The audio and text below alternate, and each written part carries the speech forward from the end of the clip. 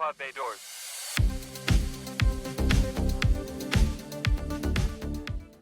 Greetings and welcome to another exciting episode of The Cinematic Traveler. I am your intrepid movie exploring host, Chris, and on this episode we are going to dive back into the Predator franchise, this time with the Hulu original animated film entitled Predator: Killer of Killers. And I must confess, the original film Predator with Arnold is one of my all-time favorite movies, so I always love watching and talking about these movies, good or bad. Will it be good or bad? Well, you'll have to listen to find out, won't you?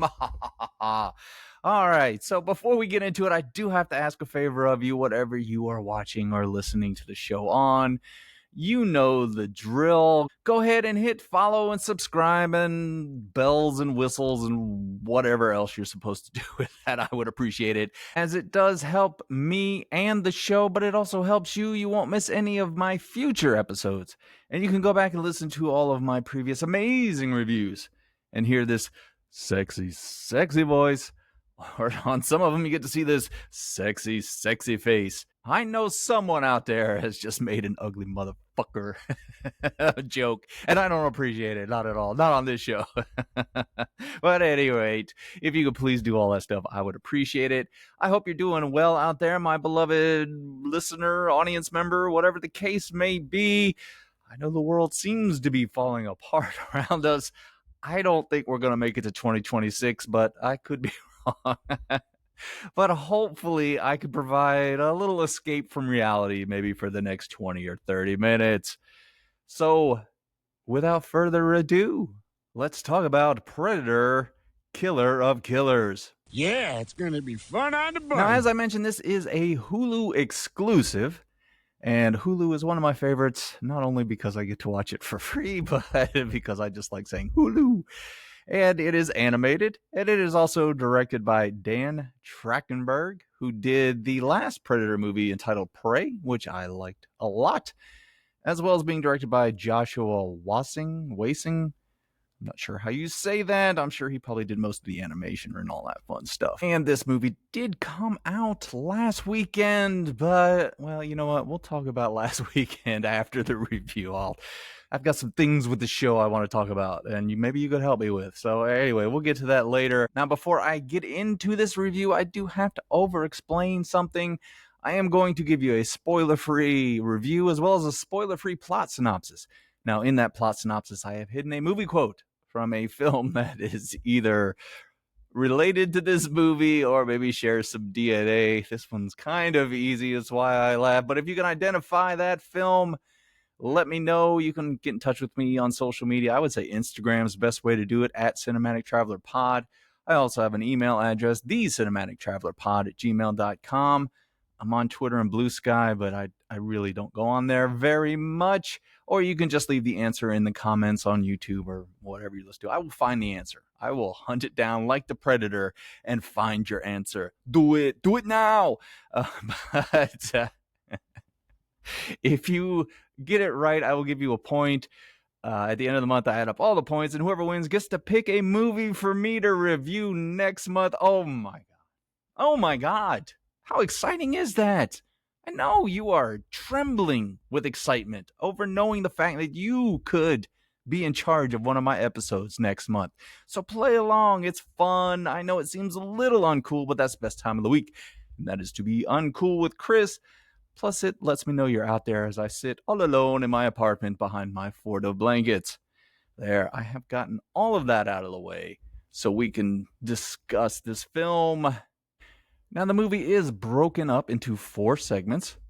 The first segment takes place in the time of the Vikings, as we join the female leader of a band of Vikings on a mission to get revenge on some other Vikings. Now, has brought her son on this, his first foray into battle. After a bloody fight, our team realizes they are not alone, and soon they are standing face to face with a predator. Without going into much detail, eventually, I love that. I just love that. Survives the fight, but is kidnapped by other predators Now, the second segment, we move into feudal Japan, where two brothers are forced into a brutal childhood fight that separates them. Now that they are grown, one brother sneaks into his other brother's fortress to end things once and for all, but wouldn't you know it? And we've all had days like this where you end up having to battle a predator. Ah, damn. It happens to me quite regularly, as a matter of fact. Just kidding. At my age, with my body, it would not be a fight. I think he would just let me go. He would just like, here, just go on. I'll find someone else. All right. This show is already off the rails. Okay, I'll get it back to it. Armed only with swords, the brothers figure out, if it bleeds, we can kill it. Hint, hint. Yeah, see, I told you that was way too easy. I gotta be easy on you sometimes. They fight to the death, with one brother surviving, and he is then kidnapped by some other predators. Now, the third segment takes place in World War II, where a young Navy pilot gets into a heated dogfight with a predator and his own sophisticated spaceship. Through some ingenuity and a bit of luck, our pilot wins the dogfight, but you guessed it, he is kidnapped by other predators. Are you sensing a pattern here? This leads to the final segment where our survivors are brought to the predator homeworld and have to face off with the movie's final boss, a giant predator. Now, can our heroes team up and defeat these ugly motherfuckers? Or will the predators prove that they ain't got time to bleed? Well, I won't spoil the movie by answering those questions, but I will give you the best review for Predator Killer of Killers in all of the podcaster YouTuber universe, nay, in all of the universe. Now, as I had mentioned earlier, yes, the original Predator with Arnold is absolutely one of my favorite films. I think it's a perfect mix of action and horror and suspense and aliens and cool shit. Plus, it's Arnold at peak Arnoldness. I love that movie. I could sit here for hours and talk about how much I love that movie and quote it and all that fun stuff. Now, when we fall into the sequels, well, it's a little hit or miss. Predator 2 was fun. It's just a fun movie. One of the sequels that a lot of people don't like for some reason is Predators with Adrian Brody. I kind of like that movie, to be honest with you. I admit it's not perfect. None of the sequels ever reach the height of the original, but I like Predator. I mean, how could you go wrong with a movie? You got two actors in that movie that have multiple Oscars between them. You also have Walton Goggins. I mean, how can you go wrong with him? And you got Danny Trejo. So, I mean, come on. That's a fun movie. I enjoyed that one. I will say another one that I should hang my head in shame that I like it. And I like it because it is a bad movie. That's Alien versus Predator. The first one, I know it's bad. I know you're sitting there right now. How could I listen to this guy's review? No. Believe me, I accept the fact that it's a bad movie. And whatever you would say negative about it, I will agree with you. But when it's on, I just sit there and watch it. I have no idea why. it kind of drawn me in, and I'm lost in that world. The next one, what was it? Alien Predator Record. That one is terrible. That might be one of the worst movies I've ever seen. Not that you can see much of it because it's so godforsaken dark in that movie. And then, as I mentioned, Dan Trachtenberg brought back the franchise a little bit with Prey. That came out a couple of years ago. That was really good. I enjoyed the whole setting back in the 1700s with the Native Americans. I really enjoyed all of that movie. It was a lot of fun, and I can't wait for the sequel to that. And the next one, they've got, Predator Badlands is coming out this year. So, yeah, I'm a sucker. It's just like the Alien franchise. If they make a movie, I have to go watch it, good or bad, just because that's the way it is. So, my opinion might be a little bit tainted by my enjoyment of those movies over the years. But you know what? You have to find out. Maybe this is a bad one. Maybe this falls in with The Predator, a movie that we shall not speak of on this show. Unless you win the contest to make me watch that movie. Oh, God. At any rate, let's go ahead and talk about the positives in Predator Killer of Killers. Sounds pleasant. Thank you, Bender the robot. Before we get into things, I do have to get something off of my chest that happened to me this week that really stuck in my craw, as the phrase is. I don't know what that means, but it really did. It was grinding my gears ever since it happened. I had this damn Yankee carpetbagger try to tell me that Bender from one of the greatest shows ever, Futurama, was actually in Family Guy. And I felt dirty just hearing it. I was insulted, really. I was like, oh my God, how can you confuse those two shows? That trash Family Guy with the marvel that is Futurama. And I thought about not saying this fellow's name that got things horribly mixed up after I had to educate him on the proper series to recognize there. But you know what? I'm going to share his name. And it was Frank from Reels of Cinema. Yes, another podcaster got that wrong. He should be embarrassed and ashamed of himself. But also, you know what? My listener, my millions and billions of you out there listening to this show or watching on YouTube, we have to do something about this. We can't let this go unpunished. So this is what I'm going to need for you to do. And I know we're going to get to the review. Wait for it. Anticipation is half the fun. So I've been told. So what I want you to do is I want you to go find Reels of Cinema on whatever podcasting service you like. I want you to listen to any episode because Frank puts a trivia section in there somewhere. I don't know. I really don't listen to that show. It's all right, I guess. Frank, I love you. You know that. But go listen to one of his episodes. And when he gets to the trivia section, you have a chance to, email him or go through his social media. You have two choices to help me to get revenge on him. You can either answer the trivia question simply with Bender, whatever the question is, or you can answer the question legitimately and then put from Bender. So I need you to do that so we can, really get under his skin about his mistake. Let him learn that he needs to educate himself a little bit more. There, I just wanted to get that off of my chest. I know, it's all just for fun. This show is just goofy. I've told you it's already off the rails on this episode. That's what I get for taking a week off. I'm just all over the place.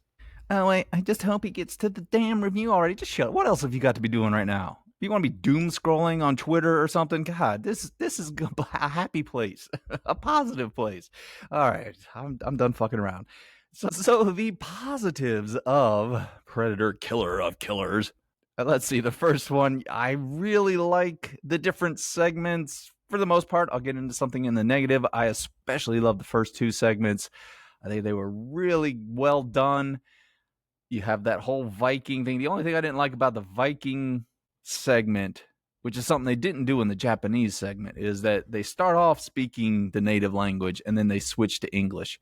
Whereas in the Japanese one, I'll get in a second, but they go just Japanese through that whole segment. But I wish they'd have just stuck with that. That would have been more fun. But at any rate, it was still interesting to watch these Vikings, sailing across the water, getting in this brutal fight. And then they have to figure out this demon that is coming to attack them. It's, again, a cool idea just to have a predator at a different place, a different time in the history of the world. Again, I'll move into the second segment with the Japanese. I absolutely love that one. Absolutely love that one. That segment, that whole movie could have been just that segment. And there's so many reasons why. We'll get into some of the animation stuff, but one of the best things about that segment is there's very little dialogue. There's a little bit in the beginning and a little bit at the end. But everything else is on the screen. You have to watch it. You have to figure things out. I mean, not that it's complicated. I mean, it's Predator, whatever. But you still have to learn visually, which is what movies are for. They could show you things without having to tell you. And I ate that up. It was really cool. Again, it was in the feudal Japanese with the samurai and all that fun. That's always fun. Every movie nerd likes all that stuff with the samurai armor and the swords. And I mean, come on, that's just cool shit. So anyway, I did love those segments. The World War II segment I'm going to get to later, but I will say it was a cool departure a little bit from our normal Predator fare because it is this dogfight instead of having them, on the ground trying to figure things out. They're in the air and there's all kind of new technology and stuff that they're using. So that was interesting. And then when you get to the fourth segment where they're on the home world, again, that added a little more to the lore that we have with Predator or the Predator species or what. I know it's got a name, but I can't ever pronounce it. But it just adds a little more, just enough to get you excited, which is really a good thing to do in a franchise like this. Is just kind of give you little crumbs here and there to keep you interested for the next movie that comes along. Also, with these different segments, I thought it was cool that you have different versions of the Predator. In the Viking one, he's this big, giant, brooding monster that you would expect Vikings to have to fight because they're big, large people, and it's just a tough battle because he's gigantic and he's got this technology. And then they learn from how he gets defeated. So when you get to the Japanese segment, the technology has changed a little bit so that they can, not fall to the same thing that happened against the Vikings. But that Predator in the Japanese segment, he's a little trimmer, a little more agile, which you would expect because he has to fight like a ninja and a samurai and all this stuff. So it was cool that he changed a little bit. The fighter pilot one, you don't really see him that much, but he's a fighter pilot. And then at the end, you have a bunch of different ones because they're on the homeworld, and the last final boss they have to fight is this big giant creature. But he's got like a cape, and it looks like it's made out of the xenomorph tails, but that could just be the way it looked. I don't know. But he was a cool design. I think overall the Predator designs throughout the movie were really good looking and interesting. And again, I appreciate that not only did they change, but their technology changed and adapted to what happened to the last Predator that got killed. So it just shows that there's some intelligence in there in what they're doing, and they're learning as much as the humans are learning throughout. My next positive for the film is the animation. I kind of like the style. It reminded me of that Arcane show that came out a few years ago, and a little bit video game-ish, but like top quality video game animation. And each segment has its own particular things here and there that changed the style a little bit. So you could tell it was really well thought out in that regard, well animated. Didn't really feel like an animated movie at certain points in the film. I just got lost in the world. I will say there were a couple of times, I'm not going to put this in a negative, there were a couple of times where it was like, okay, that's kind of crappy there. But for the most part, I think the animation looks good. It moves quick. It keeps pace with everything. And it changes a little bit from segment to segment. And my final positive, and I love this. This movie is bloody as hell. This is not a kid's cartoon. If you have kids and they see this, don't let them watch it unless you're that kind of parent. If you're a cool parent, you can let your kids watch it. I'd let my kids watch it. They would have nightmares, but it's good for them. But yeah, I was really surprised. It opens up with that battle between the Vikings, and man, you have got blood and guts and heads getting lopped off and intestines coming out. It gets gory and gross, and I was there for it through the whole movie. So I really appreciate that. They didn't hold back. They went for the jugular with these Predators. So yeah, good stuff. But not everything worked great.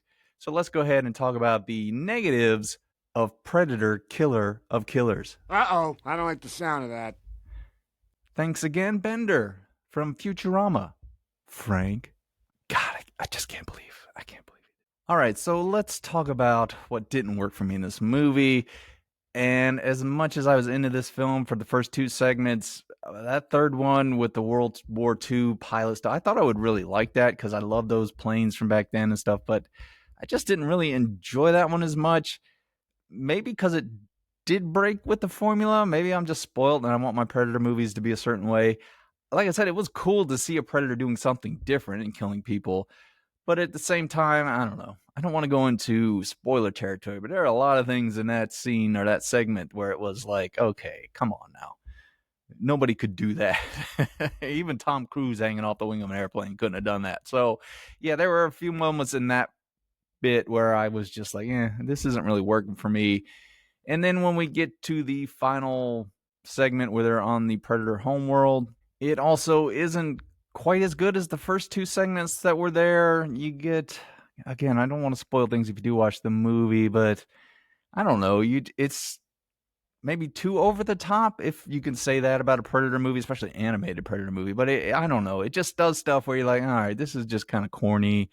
I'm not enjoying this. Where you had set it up so beautifully in those first two segments, here it just feels like, almost generic type of movie that you would have. It rips off Star Wars. You get like a canyon run in the spaceship. You also got a Rancor monster that appears for some reason. Like the Predator isn't bad enough. I gotta fight off some kind of monster.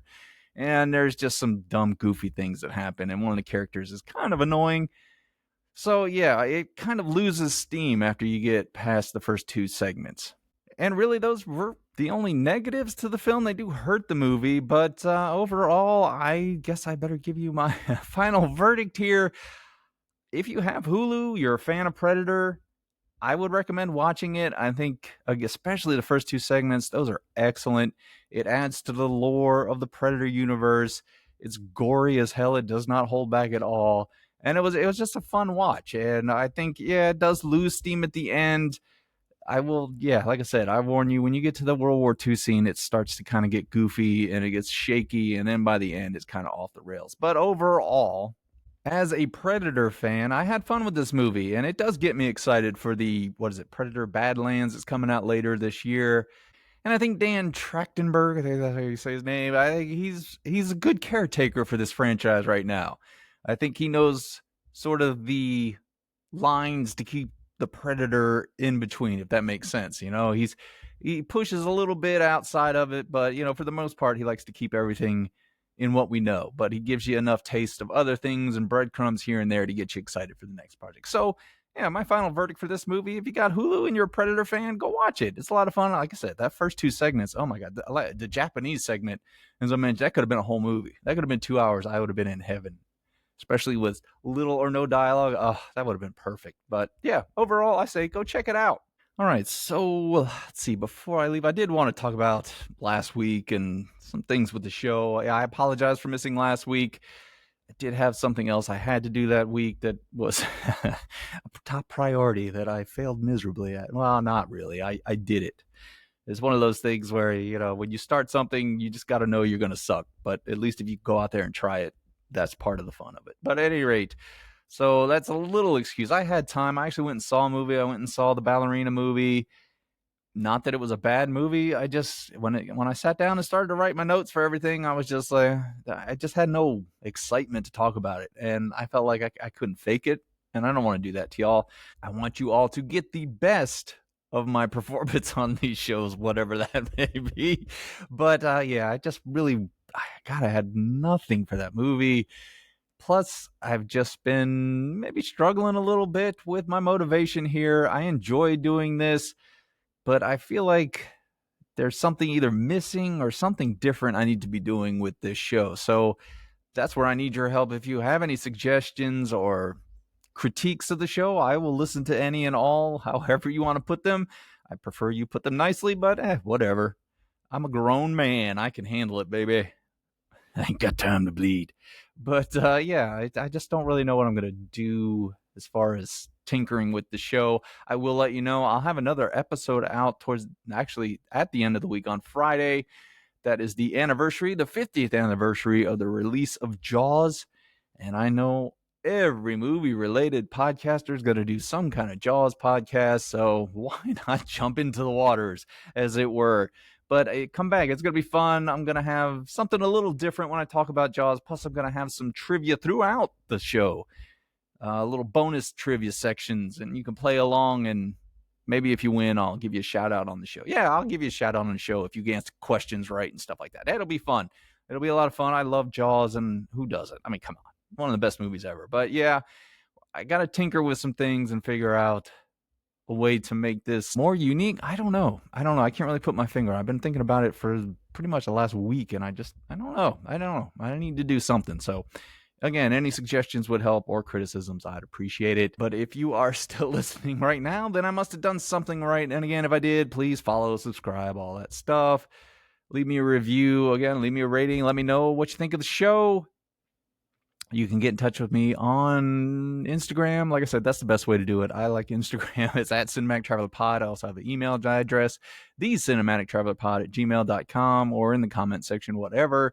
Play the trivia contest. You might win and get to pick a movie for me next month. And if you pick The Predator, I might have to set up a booby trap where a large log will fall on your head. I'm just kidding. I would never do that. I love you all too much for that. Speaking of that, I do appreciate you listening or watching my show. I tell everyone I know I've got the sexiest audience in all the podcaster YouTube universe.